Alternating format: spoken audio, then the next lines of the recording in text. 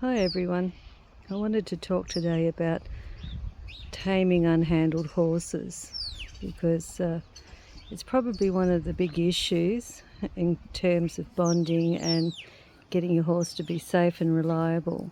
And a lot of people buy projects that have had very little handling and things go often terribly wrong.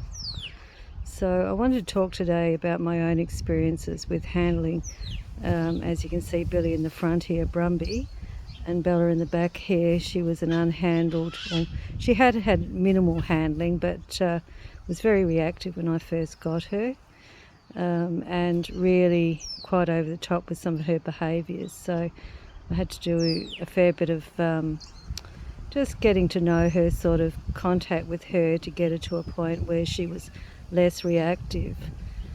And difference probably was with Billy was that because he was so sick and near death when I got him, he wasn't actually as hard as she was to get to know, because he had to rely on me in the sense that he was just had no calories on board, so he was near the point of death and didn't have the strength or the energy as a young one to actually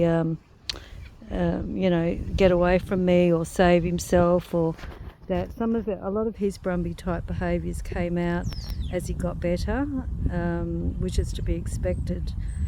And when I say Brumby type behaviours, when he started to get some energy back, he was keen about getting out of the paddocks and making a dash for freedom, because I live in the country and there's just farmland and bush around me.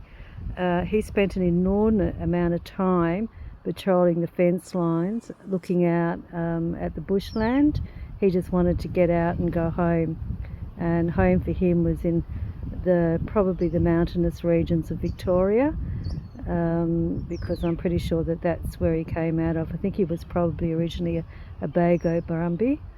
I can't be sure, because when he came out of the wild, it was during the drought periods, and he was taken straight to sales and separated from his herd. And then of course he was picked up by a rescuer, a so-called rescuer, who thought she was going to take on a project, and her project went badly wrong, and Bill, as a consequence, really suffered for 12 months before he came to me. And so it took me probably really a good year to get him back on track.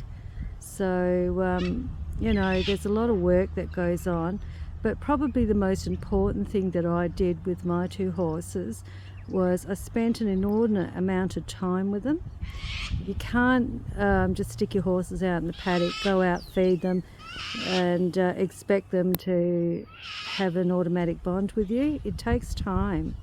And also you have to deal with the fact that, especially with young horses, that they're going to go through their teenage years.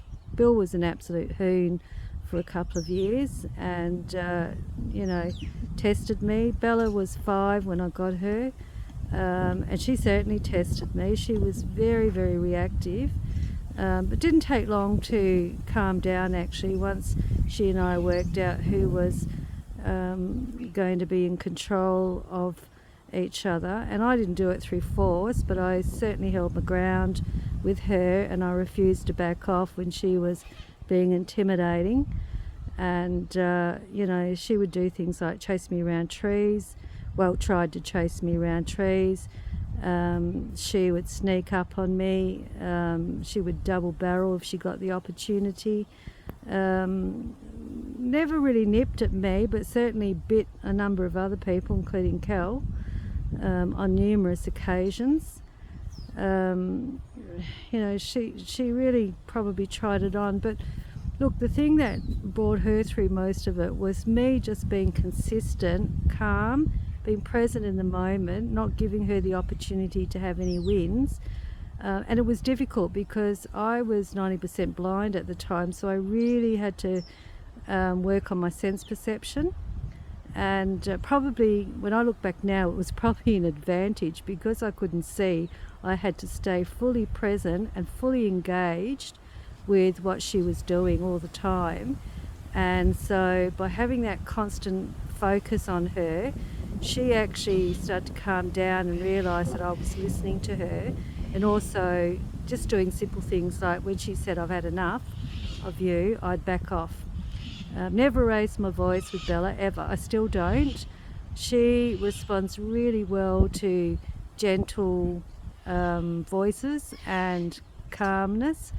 If you're an anxious type person, she's definitely not the horse for you, because she'll react to your anxiety. That's just the nature of the beast. She's a mare, and she's a sensitive mare. But at the same time, look, she's really loving, and we went from her being super reactive to my personal stalker, hairstylist, you name it. If I was doing something outside, she had to be there with me and checking over me, just wanting to touch me, put a cheek to my cheek. So really, and to be honest, again, I didn't do anything that was remarkable. I didn't run her around the round pen or do anything like that. I just spent time. So communing with your horses is really important if you want to build trust with them, and if you want to build a connection. It's one of the easiest ways to do it. And with Bill, I spent a lot of time playing games with him. He's got a really active mind and likes to be entertained, and so out in the back paddock here, as you can see behind them, I did endless games with him, played all sorts of silly games, and he loved it. He just loves attention, full stop. Once he got over his fear of me and decided that I was an alright human being, he really enjoys being touched and groomed and loved. You wouldn't have believed it in the early days. He hated being groomed.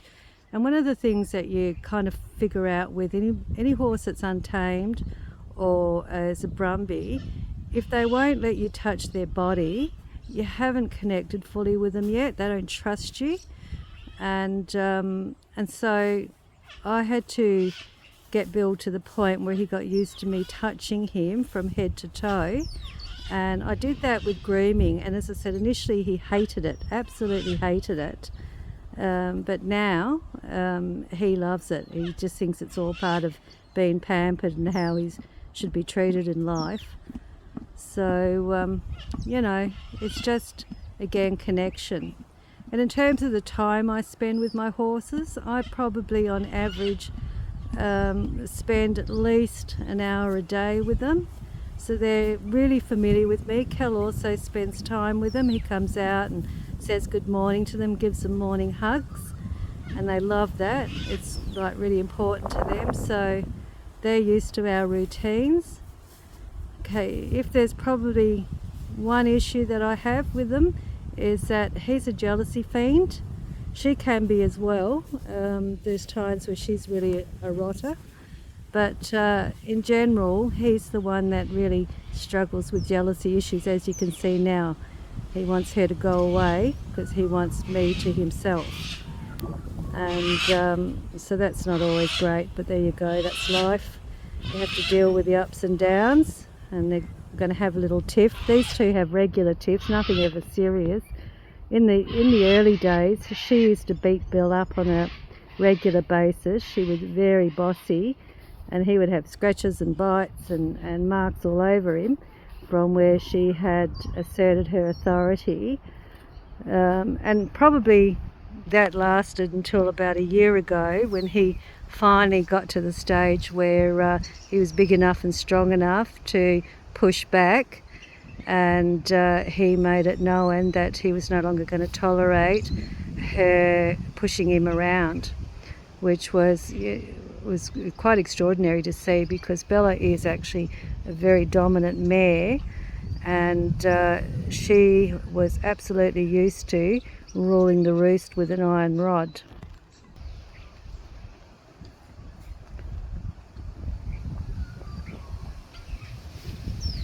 And like I was speaking before, the thing about once you establish like a herd hierarchy, things tend to balance out as well. I found that once Bill took over as boss, he's a very ambivalent sort of fellow by nature, and he's not easily scared.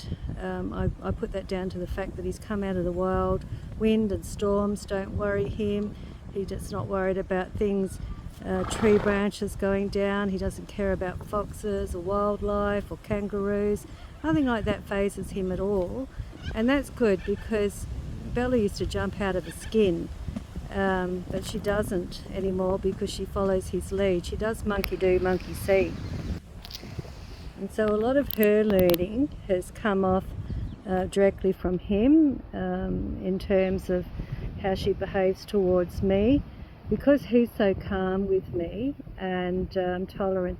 In terms of who would I trust the most to be careful of my space, to always be aware, definitely Billy. You know, as I said, when I was 90% blind, as you can see, my paddocks is full of all kinds of bits and pieces, and I used to fall over on a regular basis because I simply couldn't see the ground. And if I fell over, Bella would clear out at 100 miles an hour like I was about to attack her. But Bill was different. Bill would stand there, and while I was on the ground, he would walk over and put his nose down to me and check on me and stay there with his nose down until I'd sat up, and I started to pull myself up on him, and I'd put my hand on his neck and off we'd go. Now, I never taught him any of that, but he just seemed to naturally understand that I had issues with sight.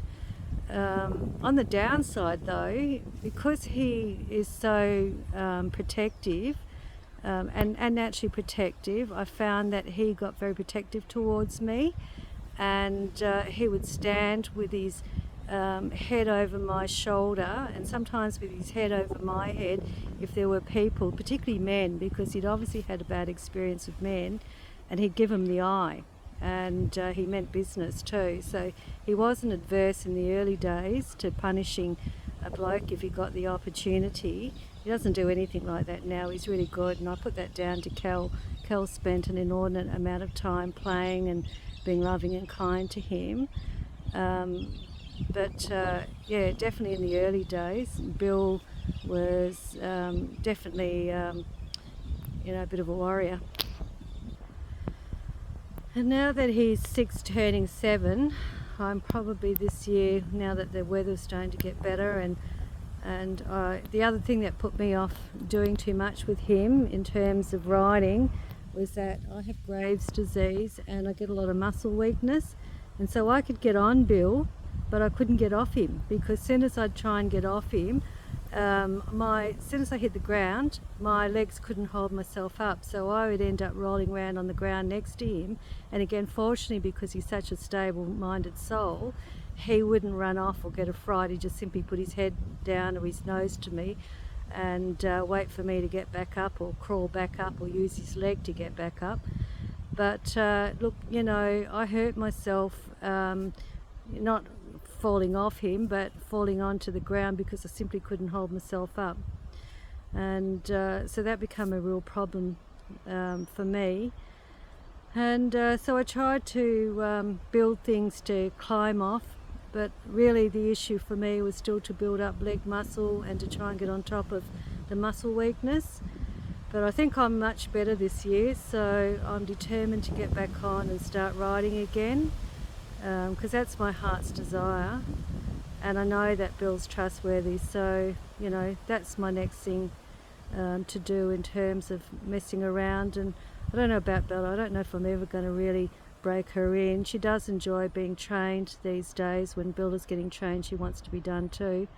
And again, a few years ago she would be off on the other side of the paddock, but nowadays it's a bit of a fight to get her out the way if I'm trying to do work with him, and vice versa. So look, you know, when I got her, I wasn't thinking about my old age and the weakness in my own body, or with him, actually, to tell you the truth. So they're things that I've still got to kind of work out Anyway, that's enough talking today. I will let you go, and if anyone's got any suggestions about the things that I've talked about, certainly put them in the comments, and please like and subscribe to my channel. Thanks everyone.